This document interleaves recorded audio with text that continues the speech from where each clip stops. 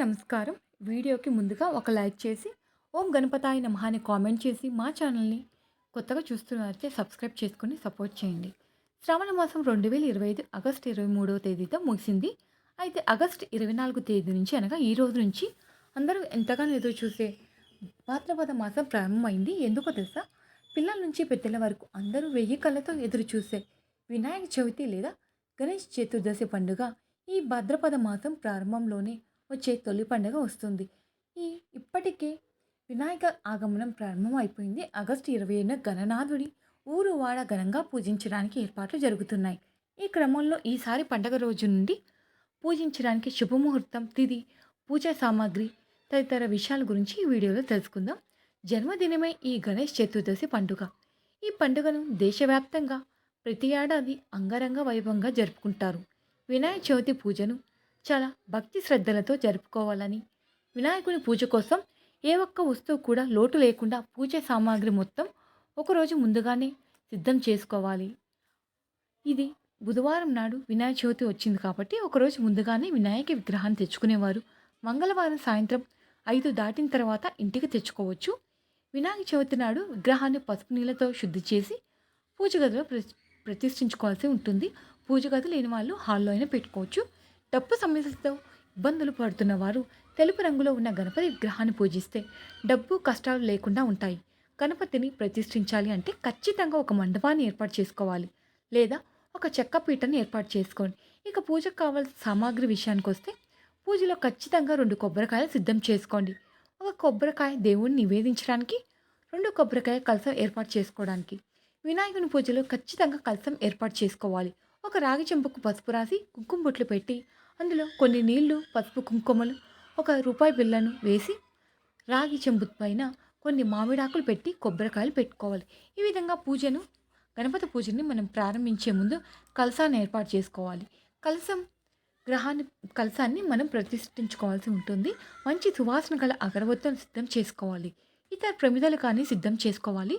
అయితే వినాయకుడి పూజలో పిండి దీపాలు వెలిగిస్తే చాలా మంచిది.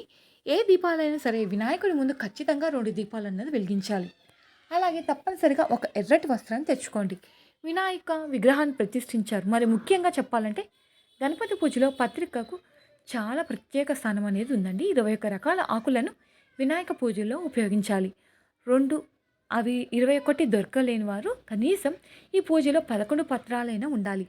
అవి 21 గరిక ఆకులైనా సమర్పించండి. వినాయకునికి గరిక సమర్పిస్తే మీ జీవితంలో ఉన్న అడ్డంకులన్నీ తొలగిపోతాయి. అయితే గణపతి పూజలో పొరపాటును కూడా తులసి ఆకులను ఉపయోగించకండి. తులసి మొక్కకు వినాయకుడిని శపించాడట. కాబట్టి ఒక గణపతి పూజలు మాత్రం తులసి దళాలను ఉపయోగించకూడదు. అలాగే పువ్వులను తప్పకుండా ఏర్పాటు చేసుకోండి. గణపతి ఎక్కువగా ఎరుపు రంగులో ఉండే పువ్వులు అంటే చాలా ఇష్టం అండి. ఇంకా చెప్పాలంటే వినాయకుడికి మందార పువ్వులు అంటే చాలా చాలా ఇష్టం. వినాయక చవితి నాడు మందార పూలతో పూజిస్తే జాతకంలో ఉన్న దోషాలు తొలగిపోయి డబ్బు పరంగా మీకు అదృష్టం అనేది వరిస్తుంది. వ్యాపారం చేసేవాళ్ళు గణపతిని గన్నేరు పూలతో పూజిస్తే మీ వ్యాపారంలో అధిక లాభాలు వస్తాయి. చామంతి పూలతో పూజిస్తే మీ ఇంటికి వస్తే అష్టాశ్వరాలు ప్రాప్తిస్తాయి. జిల్లేడు పూలతో పూజిస్తే అఖండ రాజయోగం వరిస్తుంది. ఇక గణపతికి తాంబూలం సమర్పించడానికి తమలపాకులు, అరటి పండ్లు, వక్కలు సిద్ధం చేసుకోండి. గణపతి పూజలో ఖచ్చితంగా పంచామృతాన్ని సమర్పించాలి. అలాగే పండ్ల నుంచి వచ్చే రసం కలిపితే పంచామృతం తయారవుతుంది. అనంతరం ఆగస్టు 27వ తేదీ మధ్యాహ్నం 3:30 కాబట్టి ఆగస్టు 27వ తేదీ పండగ రోజు ఉదయం 7:20 సింహలగ్న ముహూర్తం ఉంది. ఈ సమయం గణపతి పూజకు చాలా శుభకరం అని పండితులు చెబుతున్నారు. ఈ సమయంలో దీపం పెట్టి పూజ ప్రారంభిస్తే చాలా మంచిది. ఒకవేళ ఉదయం పూజ చేయడం కుదరని వాళ్ళు వృచ్చిక లగ్నం ఉంటే ఉదయం 11:50 నుండి 11:50 వ్రతకల్పం ప్రారంభిస్తే అత్యంత శుభ ఫలితాలు పొందవచ్చని పండితులు చెప్తున్నారు. ఇక దీపారాధన ఉపయోగించే వస్తువులు ముందుగానే మనం సిద్ధం చేసుకోవాలండి. వినాయక చవితి నాడు తొలగిపోతాయి. వస్తువులను బట్టి కూడా పుణ్య ఫలితం అనేది లభిస్తుంది. పూజ చేసుకునేటప్పుడు పత్తితో తయారు చేసిన ఒత్తులను వాడతారు. ఇలా చేస్తే శ్రీ మహాలక్ష్మి అనుగ్రహం కలిగి ఆర్థిక సమస్యలన్నీ తొలగిపోతాయి. అన్నిటికన్నా ముఖ్యంగా గణపతికి ఇష్టమైన జిల్లేడు ఒత్తులతో దీపారాధన చేస్తే గణపతి అనుగ్రహం వల్ల అధిక సంపద కలిగి దుష్టశక్తుల పీడ తొలగిపోతుంది. మీకు కుటుంబం ఎలాంటి సమస్యలు లేకుండా ఉంటాయి. అలాగే 3 ఒత్తులతో దీపారాధన చేయండి. విపరీతమైన సంపద సిద్ధించాలంటే 5 ఒత్తులతో దీపారాధన చేయడం. గణపతికి నైవేద్యంగా ఉండ్రాళ్ళు, కుడుములు ఖచ్చితంగా ఉండాలి. అలాగే పాయసం, పాల తలికలు, పులిహార ఇలాంటి నైవేద్యాలు సమర్పించాలి. 2 రకాల నైవేద్యాలు ఉండాలి. 11 నైవేద్యాలు సమర్పించలేని వాళ్ళు కనీసం 3 లేదా 5 రకాల నైవేద్యాలైనా సమర్పించండి. వినాయక చవితి రోజున మీ ఇంటి గడపలకు పసుపు రాసి ఇంటి గుమ్మానికి మామిడాకులు, తోరణాలు కట్టుకోవాలి. ఇక పూజ కోసం ఒక మండపాన్ని ఏర్పాటు చేసుకొని పీట పైన ఎర్రటి వస్త్రం వేసి ముందుగా కలశాన్ని ఏర్పాటు చేసుకోవాలి. తర్వాత కలశం ముందు కొన్ని బియ్యం పోసి దాని మీద వినాయకుడి విగ్రహాన్ని ప్రతిష్ఠించుకోవాలి. గణపతి పూజలో ఖచ్చితంగా పాలవెల్లిని కట్టుకోవాలి. గణపతికి పూజించడం అంటే ముక్కోటి దేవతలు పూజించినట్లే కాబట్టి ముక్కోటి దేవతల స్వరూపంగా పాలవెల్లిని కట్టుకోవాలి. ఈ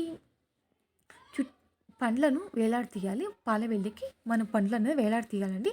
అలాగే మీ పిల్లలకు పుస్తకాలకు గంధంతో వేసి పూజలు స్వామి దగ్గర పెట్టాలి. అలా పెట్టడం వల్ల మీ పిల్లలు బాగా చదువుతారు.